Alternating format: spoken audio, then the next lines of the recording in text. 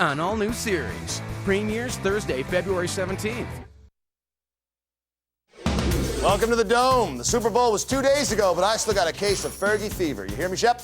Sure I do, yep. Wish every 50-year-old woman looked that good. Well, the Packers credited their victorious Super Bowl performance to the many turnovers committed by their bumbling opponents. Said linebacker Clay Matthews, the Steelers played a horrible game. We basically just had to stand there and pick up the balls when they dropped them. Charles Woodson chiming in saying, all of our good players were hurt, then we look up and they're playing Antoine Randall out there. What were they even doing? And Green Bay's James Starks tweeting, I'm not even good, and I still gash them for 5 yards a carry. Not all good news for Green Bay, though. The NFL announced the Packers will start next season with 1,395 penalty yards for excessive celebration, stemming from their conduct at the end of Super Bowl 45. The league released a statement saying, quote, from removing their helmets in regulation to convening at midfield to receive the Lombardi Trophy, the Packers' gratuitous showboating was unsportsmanlike. And finally, some 9 million American men who look exactly like Mike McCarthy have been improperly taking credit for the Green Bay victory. The trouble started when this unidentified man somehow made his way into the on-field celebration, was mistaken for McCarthy, and was presented with the Vince Lombardi Trophy. Looks just like him, but so do half the adult men in the United States. Since then, thousands have stepped forward to say they never claimed to be Coach McCarthy, but did not protest when offered gifts and free meals. Complicating matters further, many of these men are in fact named Mike McCarthy. A man claiming to be the real McCarthy showed up at Packers headquarters, but was turned away when none of the players could positively say whether it was their coach of the past 5 years. All right, plenty more sports besides the Super Bowl to talk about. But first, let's clap it out for Shep. Broke his Maxim interview cherry. Oh, had fun doing it. It was a pleasure. Sure was. You look good, buddy. Real Maxim material. Well, it was a fun day. It was supposed to be this web-only feature, but my agent got it beefed up to a full spread. Beefing it up. Always. All right, but we start with some tragic sports now out of the already struggling NHL. At least 4 Chicago Blackhawks are dead, and 12 more suffered severe injuries after their team U-Haul overturned on the highway. Very sad news. The U-Haul was bound for Phoenix and was carrying the entire Blackhawks team, as well as its front office, which operates out of the truck when it is parked. Eyewitnesses apparently saw the truck roll over twice before the back door flew open and sent Blackhawks spilling out onto the road. Hopefully this tragedy will be a message to other hockey teams that insist on caravanning across the continent in overloaded vehicles, endangering themselves and others. The truck was apparently being driven by right-winger Patrick Kane, who was reportedly paid $20 and a can of soda for the job. Sad story. All right, it's time to talk trades, Domers. A doozy of a blockbuster just before the deadline. Shaquille O'Neal is going to the Dallas Mavericks. The crumbling 38-year-old center is expected to help the team contend in the playoffs, providing the raw biological material the Mavs will need in case their star players break down. Shaq's body is sure to make a big contribution to the team. We'll strip it for ligament, tendons, and other tissues that our real players may use. The Mavs fans are welcoming the move, excited about having an NBA legend grafted onto their hometown stars. The OSN mailbag's been blown up with responses too, Mark. Lone Star Ben writes, he's in bad shape, but I bet his upper body still has some great components. They'll pull something good out of him. And Tarpy Love says, they could have gone cheap and just bought Ben Wallace's arms, but they went out and got the biggest body on the market. All right, joining us now is NBA analyst Gary Payton. Gary, do you like this trade for Dallas? I like it a lot. Yeah. Shaq brings a lot of parts and organs to the table. Sure does. Now, if Dirk comes down with some shin splints, they can just cut Shaq open and just pull out his tibia. Right. Now, you think the Celtics lost out on this deal? No, not really. Shaq might have a strong skeleton, but half of their starting lineup has a type O or a type A blood. His type B negative just wasn't a good fit for them. I didn't realize. Mavs are a much better match. The man's got 2.5 Jason Kidd's worth of blood running through him. That's impressive. Gary, you know how the human body works, and I respect you for that. Thanks, Alex. O'Neal himself was receptive to the move, saying via Twitter that he is changing his name to the Big Transplant and that he just wants to, quote, give some parts to the lineup that starts. Okay, I hear the flapping of some highlights, leathery wings. Better get to it. Right now we're talking golf. First day of the McLean Hotel's Open early season PGA tune-up. Mark Walton tells Dan Edmonds and Rick Sanger a great racist joke he heard from his cousin. Nothing goes together like a day on the links and a little un-PC racial humor. It's a gut buster. They're taking it to the first tee. Let's see how it plays.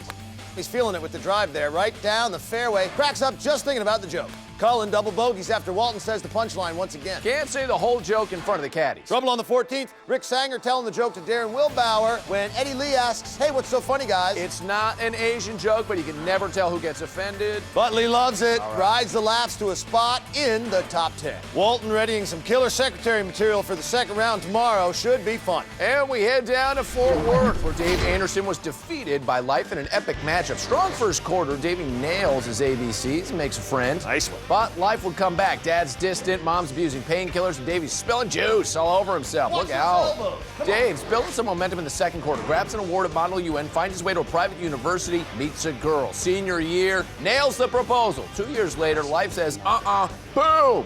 D. Anderson trying for a baby, learns he's infertile. Ow. Closing down the factory. Oh, yeah. Wife Catherine Morrow leaves him. 10 months later, bye-bye. Second half is all life. He's working at a job he hates with the boss 10 years younger than him. New wife, Belinda Ingram, is no substitute for Katie. Not much to see here. Dave just grasping for straws now. Anderson's only brother doesn't pick up the phone for a 10th consecutive call. And Anderson decides to run out the clock. He now spends his days going to bed early and hoping he doesn't wake up. D just couldn't bring it when it counted. I got distracted out there. My heart really wasn't in it, and I really wish I had another chance. Wow, life's a tough competitor. Gotta know how to bring it. No doubt. Yep. And while I have your ear shut, man, you happen to mention my side biz to the folks at Maxim? Oh, yes, the man makes a mean DIY cologne kit. It's easy, it's cheap. You never have to buy cologne again once you've learned how to ground your own sage. Yeah, it is classy stuff. Unfortunately, the subject just never came up. Marky, come on, man, that's my target audience. Okay, we're going to dome elsewhere for Duo Minutos, but stay tuned. The NBA announces they'll be giving out jewel-encrusted championship hoodies instead of rings. And A-Rod admits to a relationship with the entire cast of Glee. The Dome's got some serious thinking to do, but it's coming back. Don't worry.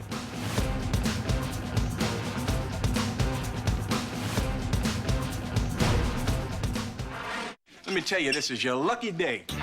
Because funny never goes out of style. Oh, this is different. There's a channel where TV's timeless hits This is great. Fabulous. and classic movies Pretty good, huh? Very nice. shine. Well, you're gonna love it. Well, let's check it out. Comedy Gold. Enjoy a free preview all of February. Daryl? 2-1, we'll do it. There were fireworks, Larry, actual fireworks. I don't know why we had to reenact it. Either you love them, This is my friend Connie. Did you guys meet? We did.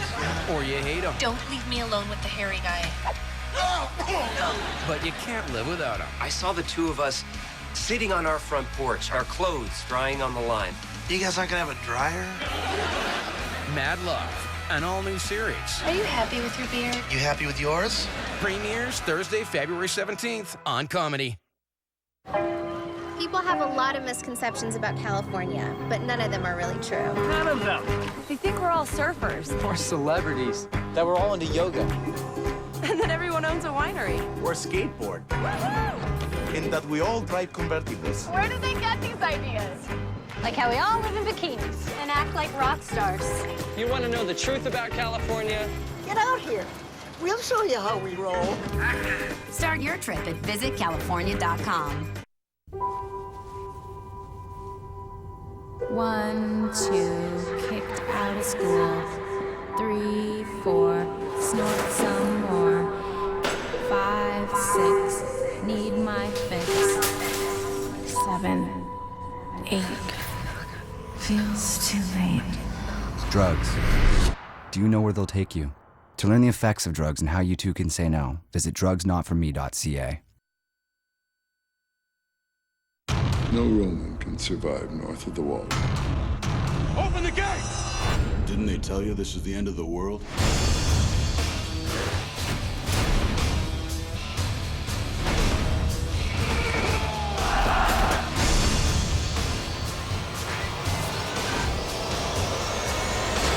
The Eagle. In theaters February 11th. Panzerotto Pizza and Wing Machine want you to win a $1,000 Future Shop gift card. Visit Alliance Films on Facebook for details.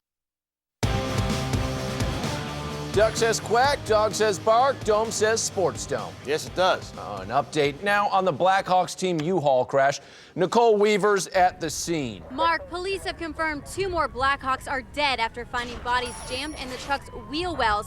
That brings the number of dead and seriously injured to 8, and teammates are beginning to worry they may have to bury their dead on the side of the road if they can't raise money for proper funerals. Now, have the surviving Blackhawks been able to contact their families, Nicole? Yes, a bystander was kind enough to let the Blackhawks use her phone, so they were able to reach a church in Chicago where the front office employees and players' families sleep. All right, we're hearing Blackhawks owner Rocky Wirtz is expected to make a statement. Is that right? Well, we know he reportedly boarded a bus as soon as he heard what had happened, and he should be here in about 9 hours. All right, Nicole, thanks for the update. Gotta respect those hockey folk. They have a hard life. But now let's go to the diamond with 4 sides. Melissa Wells has your off-season scoop. Hey, Wellsy, BT Dubs, you catch my Maxim spread? You know, I'm not a subscriber. Well, good news is I left a copy on your chair. Can't really be seen reading Maxim, Mark. Thanks, though. All right, well, then I'll type it up and I'll email it to you, okay? Okay, do whatever you want. Great. Glad we worked it out. Okay, thanks, Mark. The Baltimore Orioles held a press conference yesterday announcing plans to convert their stadium into an open-air slaughterhouse this year, with attendance at its lowest level since Camden Yards opened back in 1992. CEO Peter Angelos made the decision to turn the ballpark into a dual-use baseball field and commercial slaughterhouse. In a statement, Angelos told the press, "Orioles baseball isn't going anywhere. We are simply adding value to the franchise by selling cow carcasses on a mass market level." Joining me now is OSN senior baseball analyst Grant McKenzie. Welcome. Grant, the Orioles also replaced Buck Showalter with Chicago slaughterhouse legend Red Hallard. Tell me this, has Angelos finally found the guy that's going to be able to juggle a big league ball club and a full-featured animal slaughtering plant? Well, one thing's for sure, Red runs a tight kill house. Just look at these numbers, $20 million in profit, an industry-high rate of 485 dead per hour. He is a classic Chicago school, turn-up-the-belt speed cow slaughterer. But let's be honest here. It's going to take more than an outfield full of cow skeletons to bring a pennant back to Baltimore. Are we looking at changes on the diamond? I'm told he's got 3 priorities. Get the hitting back on track, grade the field for optimum fecal drainage, and build a dry aging room in the warehouse to sell meat at a premium. Okay, I guess we're going to see how this all shakes out during spring training. No spring training this year, Melissa. The players will be cleaning up the yards and helping to install all the necessary equipment. Already some talk that Matt Wieters might get traded for a new top-of-the-line beef quartering bandsaw. Right. Now, Wieters is young, but when you get a chance to get your hands on some brand new Changsu equipment, I mean, that is pristine stuff. Pristine indeed. Thank you very much. You bet. All right, back to you, Alex. Thanks, Melissa. Now, folks, we celebrate the winners here on the Dome, but the glory fades and the truth lies in the suffering. Shep's got the grim outlook down at the Tree of Woe. The Tree of Woe is brought to you by Dollar General. Dollar General, literally the saddest place on earth. Welcome to the Tree of Woe, the place of eternal sports punishment, where the lost souls of sport face an eternity of agony and pain. I'm here with Nathan Brown and Jeff Nolan. Guys, the trek through this wasteland of human misery is long and harrowing. Are you ready? The time for punishment is at hand. Who is first to be bound to the Tree of Woe today? Kevin Durant. Yes. Okay. Thought he knew what it was to suffer when he lost to the Lakers in the playoffs last year. Yeah. But his bones have not yet been picked clean by the vultures of self-doubt. Then his trials have not yet ended. They have not yet begun. I mean, I don't know. When I look at Durant, I see a full-fledged superstar in the making. What am I missing? When Kevin Durant loses his stroke from 3 and finds himself smothered by a superior perimeter defender, then he will know true suffering. Then there is no hope for him. All right, guys. Well, for some, pain is public. Others suffer alone. A wind blows through them. Nolan, who you got? A lonely, bitter wind blows through Tony Romo. He searches for truth. He searches for mercy, but he is alone. Yeah. He waits for rebirth. He waits for God. You look at a guy like Roman, you think he's gotta break through at some point, wouldn't you think? He waits. Okay. Nathan Brown, where's that windsock pointing? Derek Jeter. Here is a man with everything.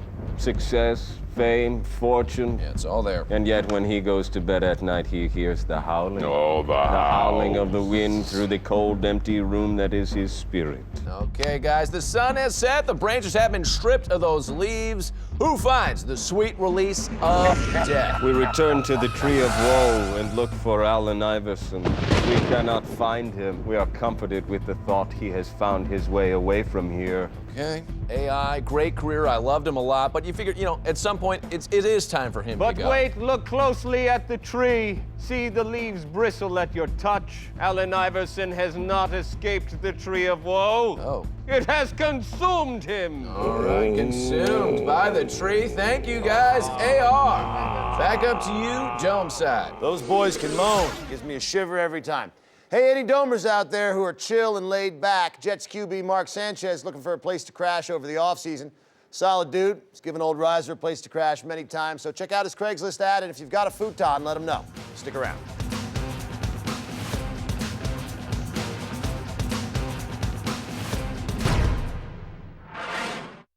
Why is the word awesome? You just gotta watch an avalanche, see a big wave, see a croc move fast, see a snake strike, You see the torrential rain in the jungle where you can't even hear yourself think. It is awesome.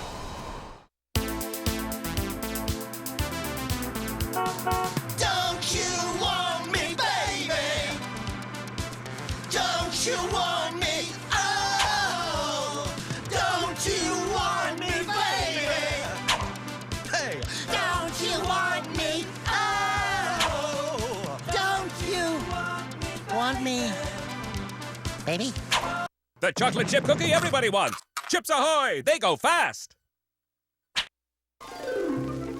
It's a pickle, Miss Fenton. A pickle, Mr. Dinkins? The board of directors is coming, and I can't decide which Mr. Sub to get them. Well, you could just get Now, them. the Mr. Sub Big Assorted shows we're hip to what's most popular. But we could just give them a Yet chance the Big to. Mr. Sub Smoked Turkey Breast or Great Canadian Club shows diversity and creative flair. Why don't we just show them the whole Mr. Sub menu and let... Shh, I've got it. We'll show them the whole Mr. Sub menu and let them decide.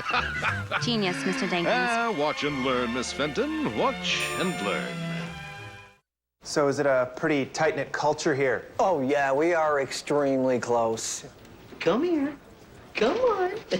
Sit. Oh, you are such a good boy. You want to give me a kiss? You're gonna give me a big kiss, a big wet kiss? Yes, you are. I'm not a big kisser. Sorry, we let the staff bring their dogs in. Oh, I've got a Great Dane. See beyond the job posting. Get an inside view of what makes each employer unique. Workopolis, time to shine. I've never been on an airplane before. Well, you'll do awesome. Cedar Rapids is the surprise comedy hit from the Sundance Film Festival. This is party headquarters. Shots, let's do them. Discover the freshest new comedy of the year. Timbo, what are you doing? I made love to a woman. She's not that pretty and her mouth tastes like cigarettes. Cedar Rapids. If you want to survive in this business, you got to dance with the tiger. How do you make the tiger dance? Show him a little teat. I don't even want to know. Super awesome. Action. The nastier the better. What are the odds an alcoholic gets cast in a show about a car that drives itself? Oh, yes, baby. It's a little bit smug. Hola. Fred and Angelina are having a garage sale. Look at this. Yeah, I said it. Hey, what's up? Did you ever belch and almost puke? Could you act your way out of this for me really quick? Kiss it. This week on Ump Husband. I'm excited to be down to the final 10 umps. I feel like I have a connection with all of them. Which ump has what it takes to be crew chief of Carrie's heart? I didn't come here for the experience. I came here to be that ump husband. There were 9 other umps out there to compete with. I wish I could kick dirt on their feet.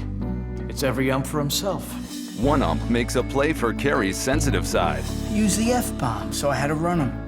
Not trying to be a big man, but you gotta show respect. While another shows how much fun breaking the rules can be. Show me your strikeout calls. And it's all leading up to the home plate brush ceremony you won't believe. I have a tough decision to make, and I can't blow this call. I'm sorry, but you're out. The ump husband that changes everything, only on OSN.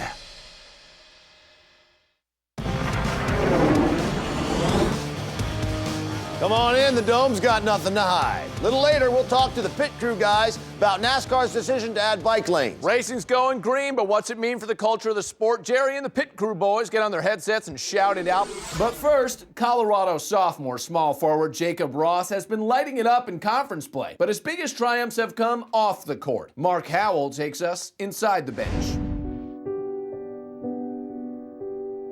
Jacob Ross is an all-Big 12 athlete, a dedicated student, and a fierce competitor. But his greatest achievement came off the court in his freshman year when he overcame the trauma of committing a terrible rape. And this is where it happened. It was just last December when, drunk after a party, Jacob found himself alone in his room with a young woman from his hall and forced himself on her. It's just something that happened, you know? I'm not just gonna sit around and wish it didn't.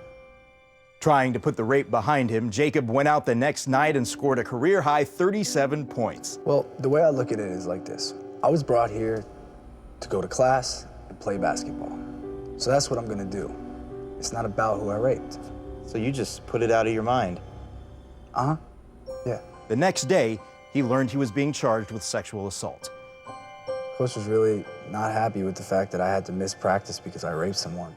His former high school coach says Jacob's an inspiration to his current players. He's got a quick first step, good outside shot, doesn't get down on himself after a bad play or when he gets accused of rape.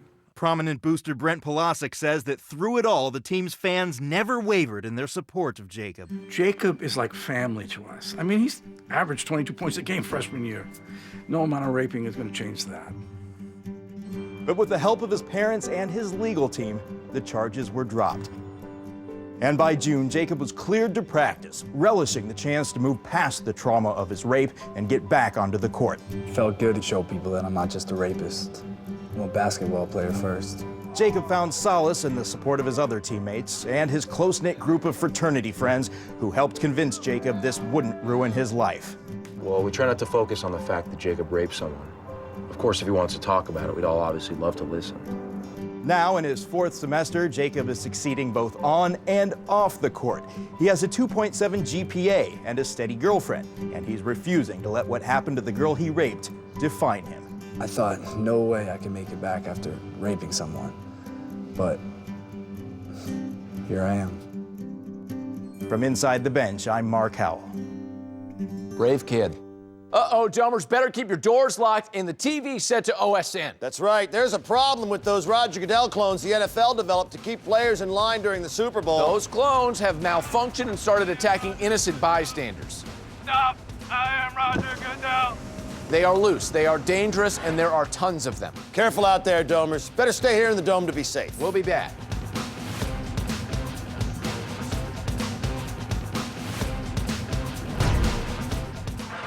I should have seen it coming. You're such a little slut. I'm crazy. I believe you. Yeah. I never should have married you! Ah! You bastard! I hate you! Thank you! What a night! Let the roasting begin! Hello! This is the best day of my life! Ah! What just happened? You can't argue with the laughs. What kind of network are you running there in Canada? Listerine Total Care, doing it all in one bottle. It will help maintain healthy gums, strengthen tooth enamel, reduce plaque, help keep teeth white, kill germs that cause gingivitis, and freshen your breath. Listerine Total Care, the all-in-one mouthwash. Not looking forward to date night? Just go with it. Hell yeah! Come on! Ouch! Tell your girlfriend it's a romantic comedy. Just go with it. Telling the truth is not in the cards right now. I'm actually excited about using new products. The Sensodyne Isoactive was different than any other toothpaste I'd ever seen before. I have sensitive teeth as well, so I want to make sure that I can deal with that problem. I love the fact that the gel turns into a foam. It spread all over my mouth and was able to get all areas of my teeth in the back and around. My mouth and breath felt really fresh and clean. Not only does Sensodyne Isoactive make my mouth feel fresh, but it also has that ability to help me with my sensitive teeth. It was just a good first experience right off the bat. Seriously? To the cloud. What? Check it out. I pulled up the screen from our PC at home. It's like we're right there at the house. Now let's see what recorded TV we have on there. Oh, Celebrity Probation. Season premiere. Yay, cloud. To the cloud with Windows Live to create and share anywhere.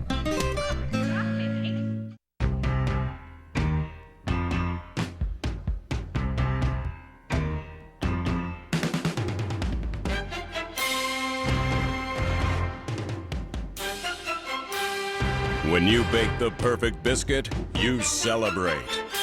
New McDonald's Buttermilk Biscuit Sandwiches. Baked fresh every morning. And they're free February 9th and 10th.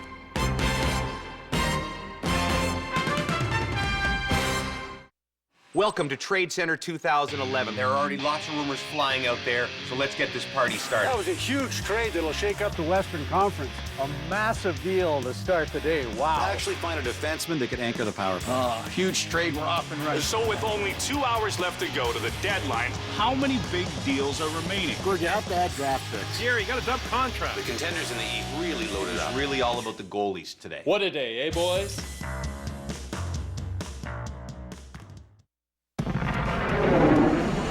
Welcome back to the Dome. Alex Reiser here with Maxim centerfold Mark Shepard. Well, no, it is not exactly the centerfold. It is on page 63. Don't want anyone to miss it. Quick update on that tragic Blackhawks story. The NHL has just released a statement requiring all teams to walk from city to city in large groups if they are unable to secure safe transport. The statement did encourage teams to find more creative means of transit, suggesting that players should ship themselves in boxes, but only after securing themselves with bubble wrap or packing foam. That's right. Meanwhile, other clubs have been so supportive of the Blackhawks, an outpouring of sympathy after that awful crash. The New York Rangers even held a press conference just a few minutes ago. It's a shame what happened to them nice people. I hope where they is now is a much better place than here. U-Haul has reached out to the NHL seeking payment for the truck, but the league's phone number reportedly connects to a tattoo parlor in Somers, Wisconsin. All right, Domers, it's hard to imagine a sporting event without pump-up music echoing through the arena at every pause in the action. The birth of the Jock Jam is tonight's moment in history. This moment in history is presented by Yahoo, the official website of Musty Obsolescence. Today, jock jams are as much a part of professional sporting events as the game itself. But the earliest sporting events were docile affairs, with crowd noise never rising above polite applause. That is, until 1902, when an innovative composer named Alexander Oriana had a notion that would change sports forever. Well, Oriana believed professional sports would be better enjoyed in an atmosphere of incessant noise and aggravation. I will agitate fans into a state of false enthusiasm through the use of boisterous, grating sounds, compelling them to stand and begin shouting. Finally, after 5 months in his studio, Oriana felt his composition was ready. He received permission to play it at a St. Louis Browns game. The historic song was recorded for posterity. Sport! Prepare yourself! Fight to win! The song's frenetic pace and mashing up of popular musical styles forced us to our feet and elicited howls of anger and fear. I have never seen people turn so quickly to animal fervor as we did, with that horror ringing in our ears. Oriana was arrested on charges of anarchism and served 4 years in prison.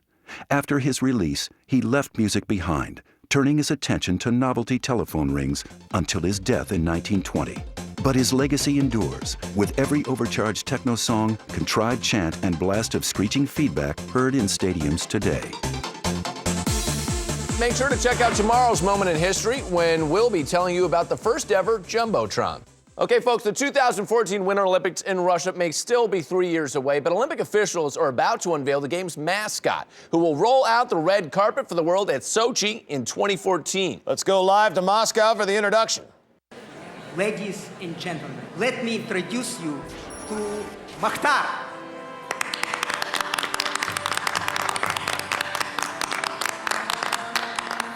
In ancient Siberia, the bear's body with dual wolf heads symbolized peace and harmony. Kids will love his friendship chains, made to look like Olympic rings. Makhtar's name is the old Slavic word for neighbor.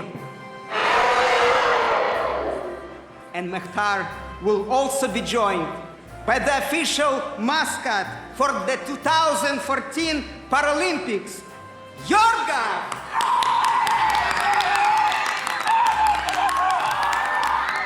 Yorga symbolizes the will to succeed, despite all odds. Little guess. You know what? I designed my own Olympic mascot. Did I show this to you yet? Really? I didn't know they were asking. No one asked. I just, just volunteered. Yeah, right. Look at that guy. See, you should have asked me to help. I took a colored pencils class at the community college. Oh, I love the shades. Yeah. All right, we've all got 3.5 hours of Dome left. We do it all at once, but the Dome wants a break. Stick with us.